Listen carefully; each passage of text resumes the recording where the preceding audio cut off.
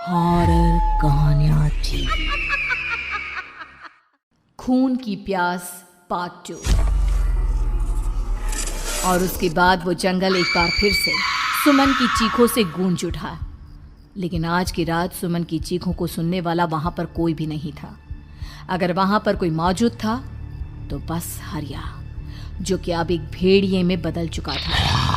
सुमन के बालों को पकड़कर घसीटते हुए वो जंगल के बीचों बीच एक जगह पर ले जा रहा था। अगली सुबह गांव में। अरे भाई, पता नहीं क्या बात है, अपने गांव का हरिया किसान और उसकी पत्नी सुमन दोनों गायब हैं। दोनों का कोई अता पता नहीं। अरे कैसी बातें कर रहे हो भाई, ये कब हुआ है? अरे पूरे गांव में खबर फैली पड़ी है। कल रात को दोनों खेत की तरफ जा रहे थे, लेकिन लौटकर आए ही नहीं। तो हो सकता है अपने खेत पर होंगे। पूरा गांव ढूंढ कर आया है भाई। जानते हो क्या मिला वहां पर? क्या हुआ भाई? क्या मिला? बताओ हमें, क्या मिला? अरे हरिया की पत्नी सुमन के कपड़े पड़े हुए थे। शरीर का एक एक कपड़ा फटा हुआ झोपड़ी के बाहर पड़ा था, लेकिन दोनों पति पत्नी का कोई पता ठिकाना नहीं था। अरे भाई, लेकिन उसका जो दोस्त है ना रामू किसान, उससे पता करके आते हैं ना। अब तक तो दोनों साथ ही खेत पर जाया करते थे। हाँ, हमें उसके घर जाना चाहिए भाई। चलो वहाँ चलते हैं, चलो। वो सारे लोग रामू के घर पर पहुंचते हैं। रामू अपने घर के बाहर बैठकर हुक्का पी रहा था। आज सारे के सारे लोग टोली बनाकर मेरे घर क्यों आ रहे हैं? क्या कोई मर गया क्या भाई? अरे कैसी बातें कर रहे हो? तुम्हारा सबसे अच्छा दोस्त हरिया और उसकी पत्नी गायब है, और तुम यहाँ बैठकर हुक्का पिए जा रहे हो हैं?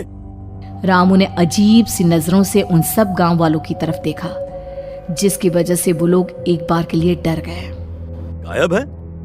अरे गायब नहीं है, मुक्ति मिल गई है। उन दोनों को मुक्ति मिली है। इस दुनिया में आकर हर इंसान पाप करता है, और उसे उसके पापों के लिए मुक्ति मिलना बहुत जरूरी है। अरे ये कैसी बहकी बहकी बातें कर रहे हो भाई, हैं? और इसका चेहरा अजीब सा क्यों लग रहा है? लगता है दोस्त के मरने का गम बैठ गया है। पागल हो गया है शायद ये पागल। ये बात सुनते ही रामू चीख कर जोर से चिल्लाते हुए कहता है, पागल मैं नहीं हूँ, पागल तुम सब हो। और ये शैतानी जंगल अब तुम में से किसी को नहीं छोड़ने वाला, सबको खा जाएगा। याद रखना मेरी बात। शैतानी जंगल? कैसा शैतानी जंगल? लगता है रामू पागल हो चुका है। हमें यहाँ से चलना चाहिए भाई। चलो। तभी रामू की पत्नी बाहर आती है। नहीं, आप लोग इनकी बात का बुरा मत मानिए। 2 दिन पहले हरिया के साथ खेत पर गए थे। जब से वहाँ से आए हैं तब से ऐसी ही बातें कर रहे हैं। भगवान जाने ऐसा क्या देख लिया उन्होंने, खेत में कुछ भी बड़बड़ाते रहते हैं। लेकिन गांव के लोगों ने कमला की कोई बात नहीं सुनी, और वो सब वहां से चले गए। रात अब धीरे धीरे ढलने लगी थी। तभी अचानक किसी ने धीमी सी आवाज में रामू को पुकारा। रामू, आ जाओ, मैं तुम्हारा इंतजार कर रहा हूँ। और सुनो, अपनी पत्नी को साथ लेकर आना, नहीं तो काम अधूरा रह जाएगा। ये आवाज सुनते ही रामू के चेहरे पर शैतानी मुस्कुराहट आ जाती है। वो धीमे कदमों से अपने घर के अंदर आता है। क्या हुआ? तबीयत ठीक है ना अब आपकी? मैं तुझे अपने साथ खेत पर ले जाने आया हूँ, चल। मैं तुम्हारे साथ कहीं नहीं जाने वाली। मुन्ना गहरी नींद में सो रहा है, और उसे अकेला छोड़कर मैं तुम्हारे साथ खेत पर नहीं आ सकती।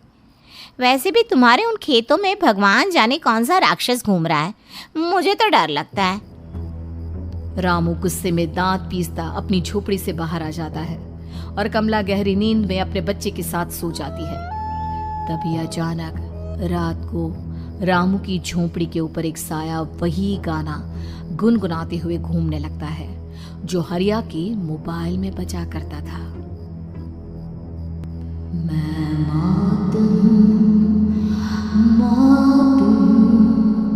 मौत जो पसरी है चारों ओर, जो आएगी कहीं से भी निगल जाएगी सबको। मैं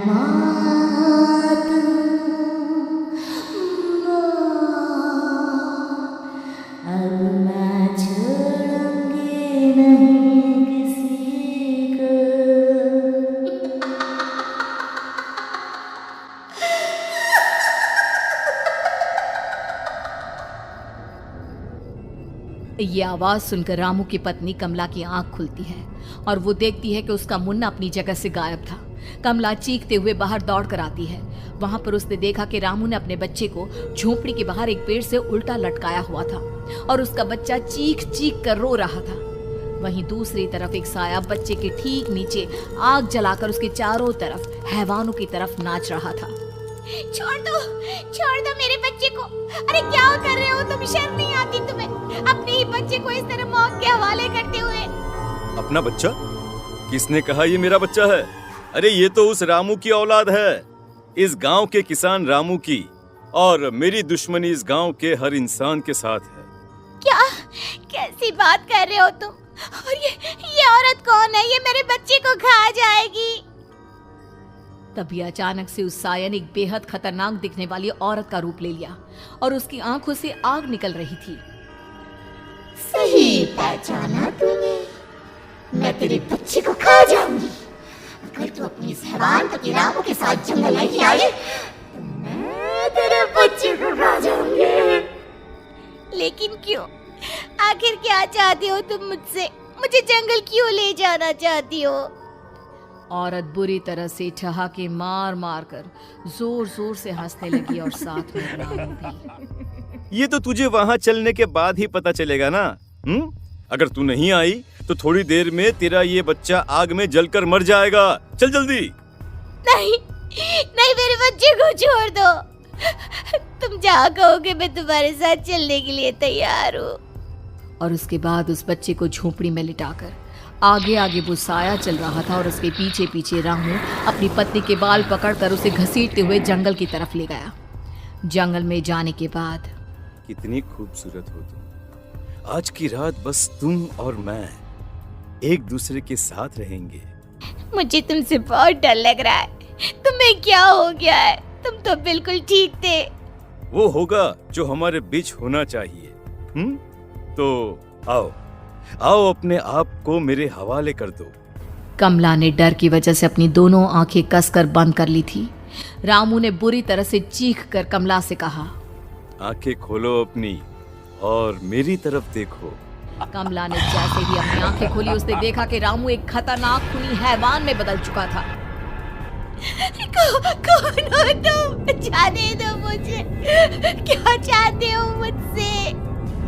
वही जो एक आदमी एक औरत से चाहता है।